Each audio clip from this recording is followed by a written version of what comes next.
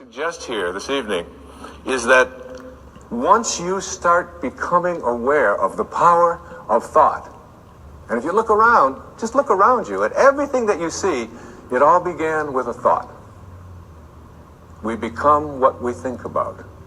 And that is probably one of the most important principles in learning to manifest. But in my mind, as I think about this idea of getting what you really want and being able to attract it into your life, what we have to look at is basically the obstacles that we have conditioned ourselves. And you notice I say that we have conditioned ourselves, because I have never believed that we need to be putting the responsibility on someone else. If you're conditioned, it's because you have allowed yourself to become that.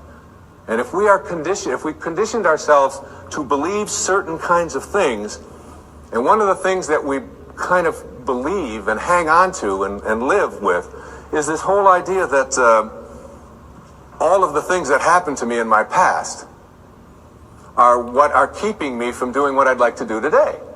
So we hang on to these things and we fill ourselves with blame. We say, I'm the middle child. I'm the youngest child. I'm the oldest child. You know, I'm an only child. Any one of those is a great excuse. You know, if you're the youngest child, you can say, well, you know, how could I be making decisions for myself and be a fully functioning person today when I always had somebody else telling me what to do my whole life? How could I think for myself?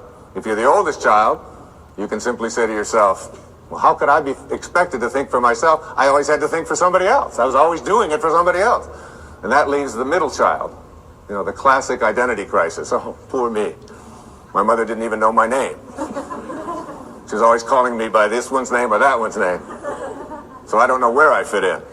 So that takes care of everybody except the only child. And of course the only child, well, your parents looked at you and said, we won't be doing that again. Huh? You have to live with that, I don't. Huh? So everybody, with their birth order, or with their mother liked their sister better, or that we had enough, or we didn't have enough, or we had too much, or we lived in the north, we lived in the south, I'm too tall, I'm too short, I've got too much hair, I don't have enough hair, it's falling out, it's not falling out, whatever it is, we all have these excuses. And I call all of these things that we hang on to and use to keep ourselves from reaching these higher places in our lives, the wake. I call it the wake. And the wake is comes from a story that I heard Alan Watts tell one time, and it was a very powerful story. He said, your life is like a boat, and it's heading up the river at, say, 40 knots, all right? And as it's going, you are somehow able to metaphorically stand on the stern, the back of the boat, and look down into the water. Now there goes your life in this direction, and you're standing here and you're looking down into the water. And you ask yourself these three questions. The first question, what is the wake? What is it? What is this thing that you see? And the answer, the wake is the trail that is left behind. That's what it is. Nothing more, nothing less. It's the trail that is left behind. Second question to ask yourself in this little metaphor, what's driving the boat? What's making this thing go in this direction?